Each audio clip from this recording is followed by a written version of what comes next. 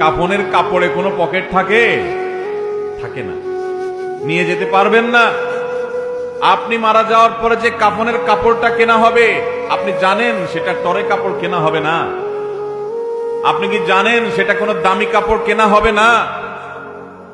কাপড়ের মধ্যে সবচেয়ে সস্তা কাপড় দিয়ে আপনাকে কাফন দেওয়া হবে। কারণ যাদের জন্য এই সুদের কারবার করে টাকার পাহাড় গড়েছেন, সেই সন্তানরাই বলবে, এবং তাদের বলাটা অযৌক্তিক না, যে এখানে দামি কাপড় দিয়ে লাভ কি, মাটির সাথে মিশে যাবে, নষ্ট হয়ে যাবে, কে দেখবে?